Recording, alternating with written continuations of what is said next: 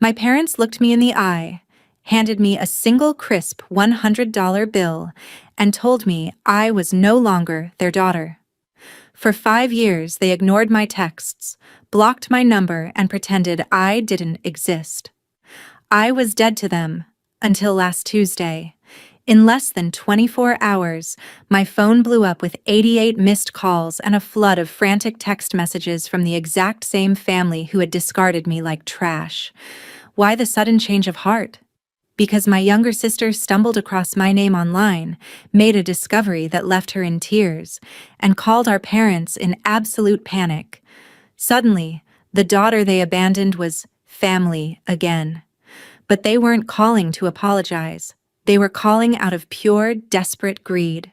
Follow my story until the end to see the look on their faces when they realized they were too late. My name is Olivia. I'm 29 years old, and if you saw me today, you'd probably think I've always had it easy.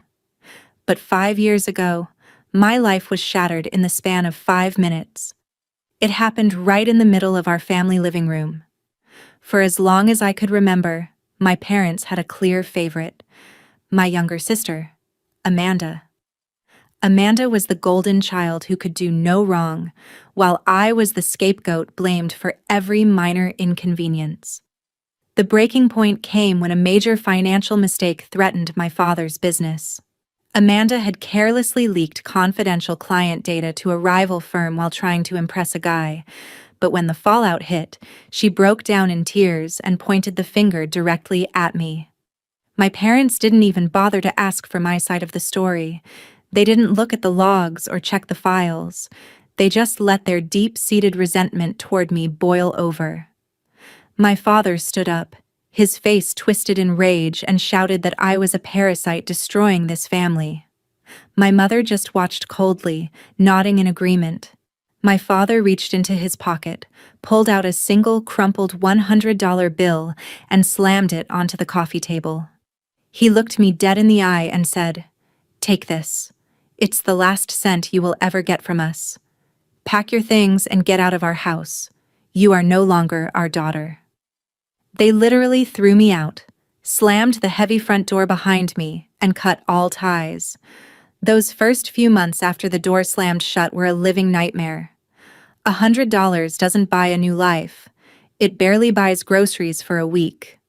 I ended up sleeping on a mismatched, lumpy couch in a friend's cramped studio apartment, swallowing my pride every single day. The emotional weight was heavier than the financial burden. In moments of pure desperation, when the anxiety grew too loud to ignore, I tried reaching out. I called my mother's phone just wanting to hear her voice, but the call cut off after half a ring. They had blocked my number. I tried messaging them on social media, sending long paragraphs explaining the truth about Amanda's mistake, but my profiles were met with cold, systematic blocks. I was completely erased, dead to the world they lived in. But heartbreak eventually turns into hunger. I realized no one was coming to save me, so I decided to save myself. I worked grueling 16-hour days, balancing a low-wage retail job during the day and waitressing at night, saving every single penny. I survived on instant noodles and pure determination.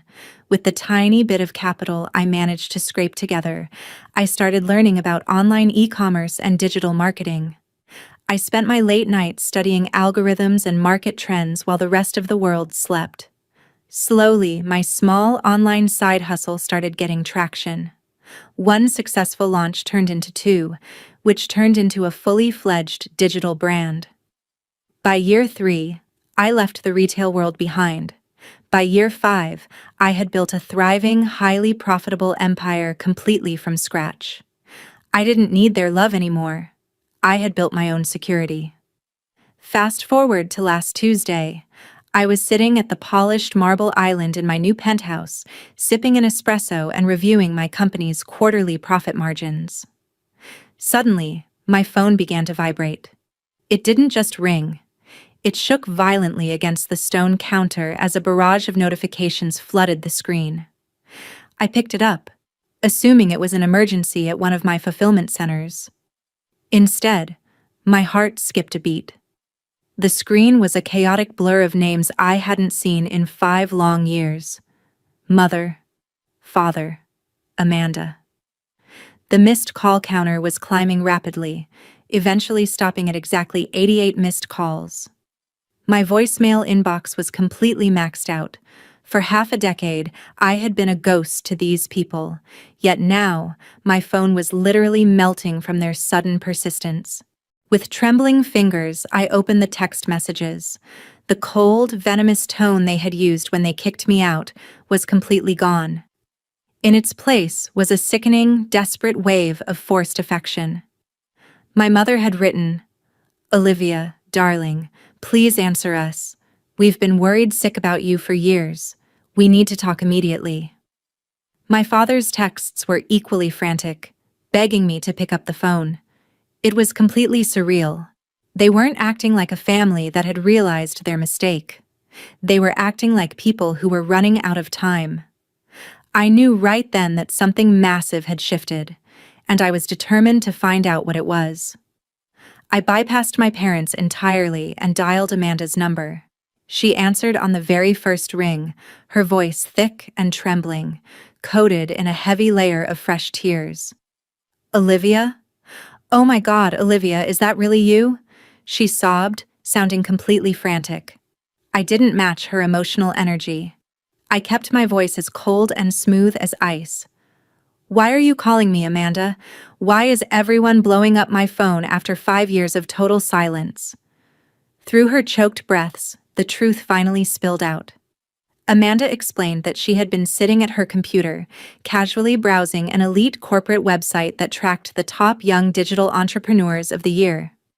As she scrolled through the list of self-made multimillionaires, she stumbled directly across my face, my name, and a detailed article highlighting my company's massive financial success and skyrocketing net worth.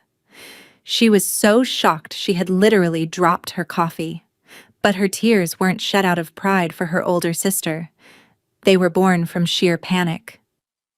Amanda confessed that she had run straight to our parents, crying as she showed them the screen.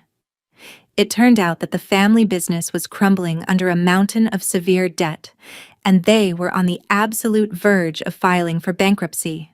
The sister they had carelessly discarded with a single $100 bill was now the only person wealthy enough to save them from total ruin. They didn't miss me.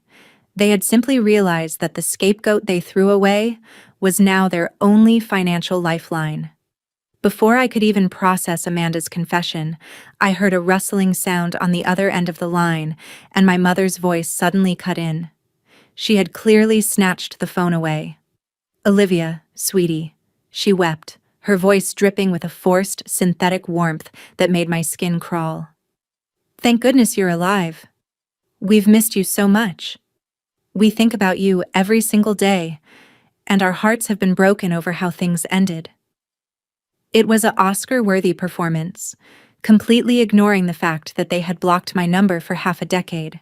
She didn't waste any time getting to her real agenda. She insisted that we needed to put the past behind us and heal as a family, inviting me to an urgent private dinner the very next evening at a high-end restaurant downtown. I sat silently in my penthouse, listening to her spin this web of lies, instantly recognizing the trap. They thought I was still the naive girl they could manipulate with a little bit of forced affection, but I wasn't that girl anymore. A brilliant plan began to form in my mind. I wanted to see exactly how far their shameless greed would go, and I wanted them to show their true colors in a public place where they couldn't hide. "All right, Mother," I said, matching her pleasant tone perfectly. "Let's have dinner. I'll meet you there tomorrow at 7. The restaurant was a remarkably exclusive, low-lit establishment downtown, the kind of place where agreements were made in hushed tones over white tablecloths. When I walked in, I was wearing a sharp, tailored designer suit, projecting the absolute confidence of a woman who owned her future. The moment my parents and Amanda saw me approaching, they stood up in unison. My mother instantly rushed forward with open arms, trying to pull me into a tight hug while whispering how beautiful I looked. My father offered a tight, nervous smile, stretching his hand out to pat my shoulder as if the last 5 years of cold abandonment had merely been a minor misunderstanding. It was a flawless masterclass in superficial family concern. We ordered our meals, and for the first 15 minutes, they kept the conversation strictly focused on shallow pleasantries, completely avoiding the dark reality of how they had cast me aside. But their patience was incredibly thin, and their true agenda couldn't stay hidden for long. As soon as the main courses arrived, my father cleared his throat nervously and set his wine glass down. He didn't offer an apology. Instead, he slid a thick manila folder across the table toward me. Inside was a legal document detailing their company's massive bankruptcy filings. He looked me straight in the eye, his voice losing all its false warmth as he demanded that I use my company's assets to bail them out of their severe debts and buy them a brand new home. "It's your duty as a loyal daughter," he stated firmly. I slowly looked down at the paperwork, then looked back up at them, feeling absolutely nothing but cold clarity. I pushed the folder back across the table, looked my father dead in the eye, and told them they wouldn't be getting a single cent from me. My father's face turned an ugly shade of crimson, and he began to stammer threats about taking me to court for abandonment. But I just smiled.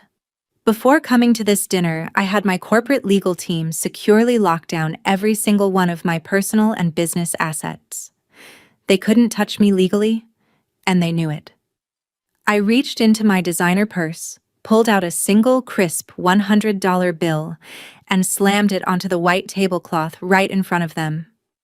"This is for my drink," I said smoothly, standing up to leave, "and consider the rest a tip for the lesson you taught me 5 years ago." I turned my back on their shouting faces and walked out of the restaurant, completely free of their toxic greed forever. Today, I'm thriving in a life I built entirely on my own terms. Now, I'm highly curious about all of you who have followed my journey until the very end. What would you have done if your family crawled back into your life after 5 years of absolute silence? Would you have walked away like I did? Comment your thoughts below, and meanwhile, please tell me the city you're watching this video from so I can see exactly how far my story has reached.